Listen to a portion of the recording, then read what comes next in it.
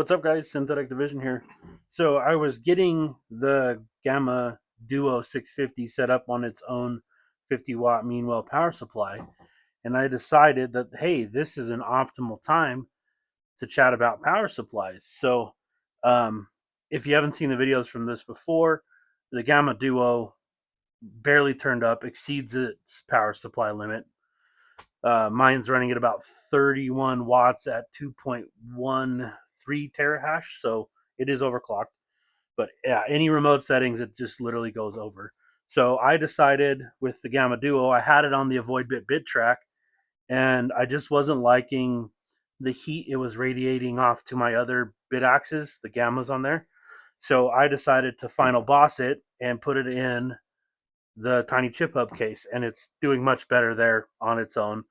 And I had this Meanwell 50-watt power supply that I ordered exact same time I bought this, and I was like, you know what? Let's do it. Let's final boss this thing and put it in the case and give it its own power supply, and we'll put it off to the side on the top or the middle shelf, and we'll take the from nowhere axe that was in this one and put it in the rack. But anyways, I digress. Let's get into power supplies. So, a few things that I wanted to discuss real quick. First and foremost, the stock power bricks for the most part are pretty good. There's no for the gammas. For the duo, no. For the gamma, it's pretty good. There's really, if you clock it to 1.2 terahash, it'll be just fine on its stock power brick. On this is the Bit Solo Player one, and it's just fine on this guy right here. There's no problems with it at all. Now, if you're going to exceed that 25, 24 watts, I would say, then it's definitely time. Here's the DTV electronics brick. It was just fine as well. It got a little warmer than these do, but that's okay. It's working and it's not causing a problem. Anytime you want to exceed that limit, then it becomes a problem. So here are my reasons for going to power supplies. I have a power supply for every Bitaxe that I've ever bought. Every NerdAx, every NM miner, you name it, I've got its power supply. The main reason for me going to a Meanwell or an Olav was cable management. It looks a whole lot better when you have 8 wires coming out of one device to all the ones on the racks versus having 8 of these or 8 of these. Okay. None of my Bitaxe gammas are exceeding their power bricks limits. They're all clocked to 1.23, 1.27 terahash, all within that comfortable range. So that's why I did it. The other reason I did one of them was because the power supply's output voltage was too high. It was actually outputting at 5.7 volts, which is too much.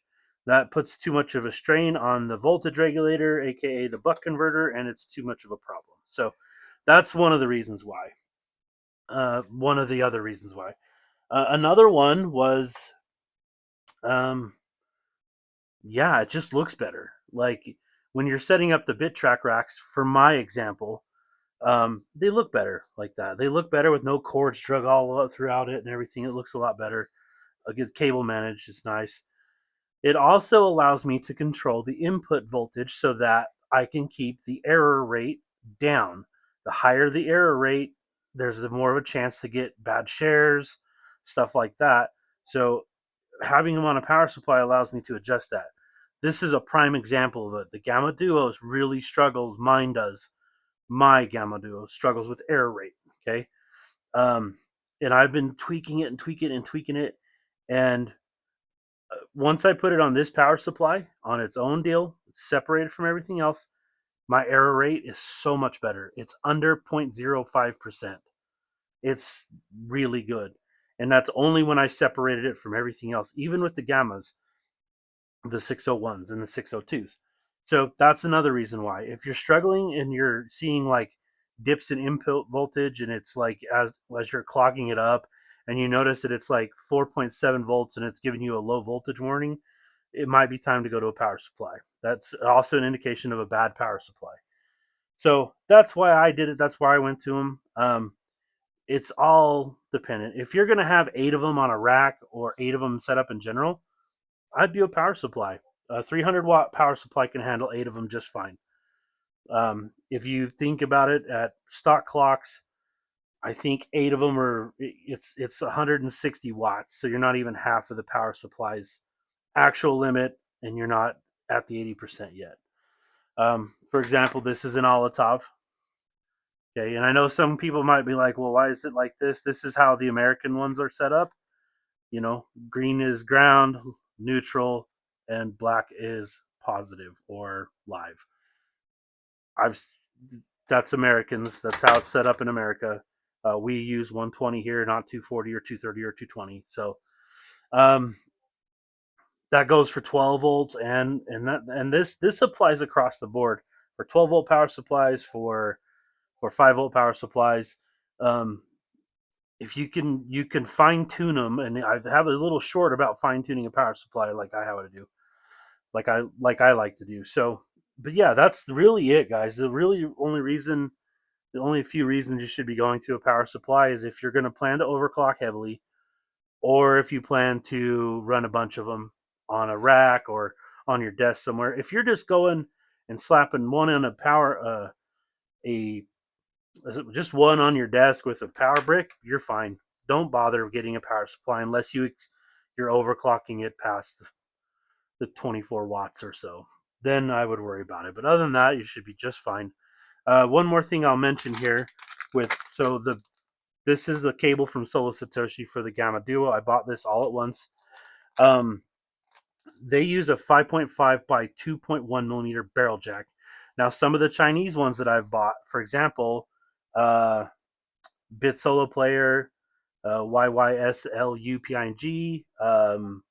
AliExpress, the whiteboard ones, not necessarily all the whiteboard ones, but one in particular.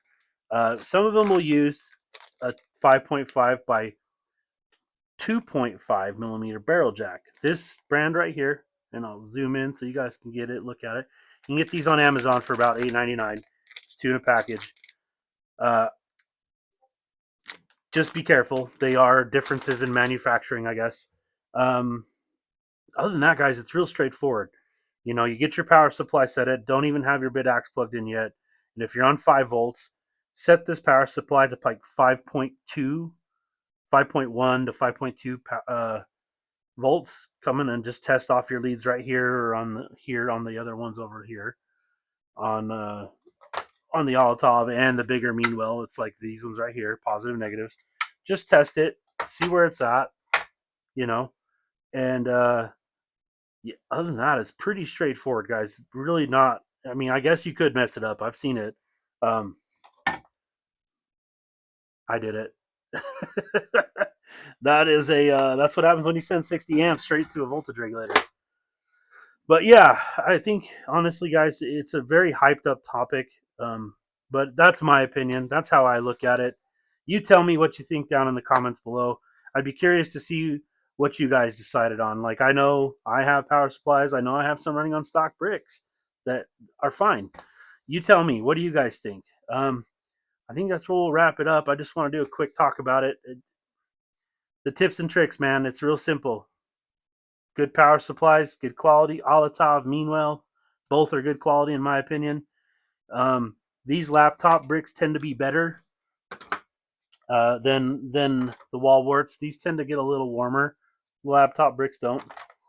Um, yeah, I'm curious to get my hands on a Canon Avalon Nano 3S because I heard those things have power supply problems, and I'd be curious to see if I could build a cool power supply for one of those.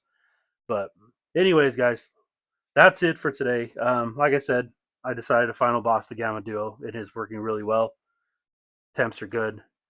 One thing I will say before I go on the Gamma Duo, I was told by Solo Satoshi that the heatsink is bare aluminum. It is in fact not. There is a coating on the bottom of the Darkhorse heatsink. This is the Darkhorse. So yeah, I don't know what kind of coating it is. I'm assuming it's like an anti-corrosion coating, but it definitely has a texture to it. I don't know if you can hear that on the mic versus not. So definitely interesting. I decided to sand it down because it felt like a coating, and then of course, like I have one that's not coated that I did myself. But keep that in mind, guys. It might help some thermals if you take coating off. It seemed to help it on mine. But anyways, guys, thanks for watching the video. I appreciate taking time. If you have any questions, comments, concerns, let me know about your power supply experiences. Yeah. Peace out, guys.